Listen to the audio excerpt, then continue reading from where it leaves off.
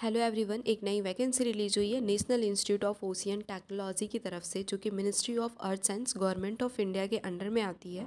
सो यहाँ पे total number of vacancy जो निकली हुई है 152 निकली हुई है, जो कि बहुत ही ह्यूज अमाउंट की वैकेंसी है।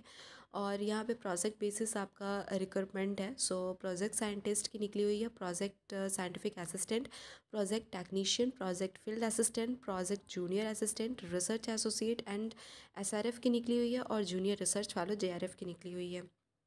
सो जिस स्टूडेंट्स के पास एमएससी है, ME, MTech, BE, BTech, diploma, BSc, BCA, 10th और आईटीआई जिस कैंडिडेट के पास है वो अप्लाई कर सकते हैं ये सारे पोस्ट को।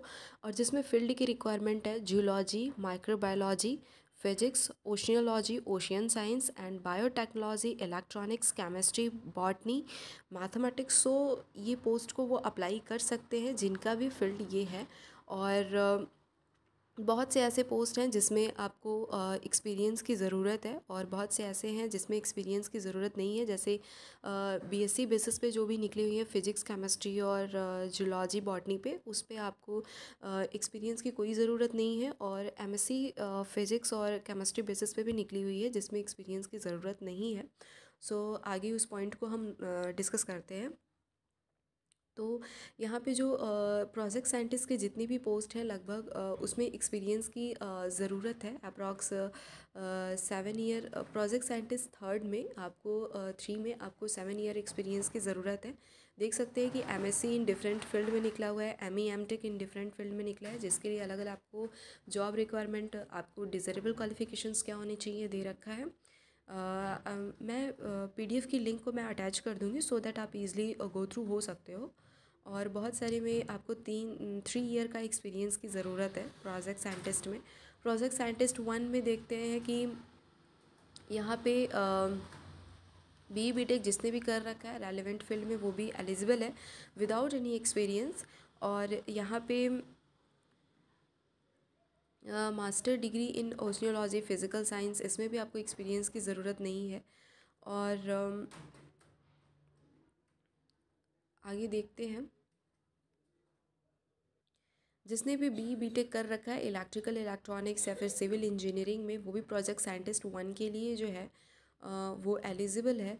और जिसके पास भी मास्टर्स डिग्री है केमिस्ट्री में, फिजिक्स में, वो भी एलिजिबल है विदाउट एनी एक्सपीरियंस। सो यहाँ से पूरा डिटेल पता चलेगा कि प्रोजेक्ट साइंटिफिक असिस्टेंट पोस्ट के लिए देख पा रहे हैं कि यहाँ पे जो डिप्लोमा जिसने भी कर रखा है वो भी एलिजिबल है यहाँ पे।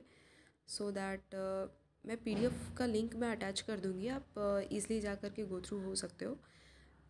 And field project field assistant के लिए देख पाते हैं कि यहाँ पे जो एक्सपीरियंस की यहाँ पे कोई भी रिक्वायरमेंट नहीं है, और जिसके पास भी 10+2 में फिजिक्स, केमिस्ट्री, बॉटनी, जियोलॉजी है वो इसके लिए अप्लाई कर सकता है। और प्रोजेक्ट जूनियर असिस्टेंट के लिए भी कोई भी रिक्वायरमेंट नहीं है एक्सपीरियंस की। रिसर्च एसोसिएट के लिए ज़रूरी है यहाँ पे आपका एमई, एमटेक होना, और साथ ही साथ 3 साल का एक्सपीरियंस होना ज़रूरी है। अगर आपने पीएचडी कर रखी है तो भी आप एलिजिबल हो।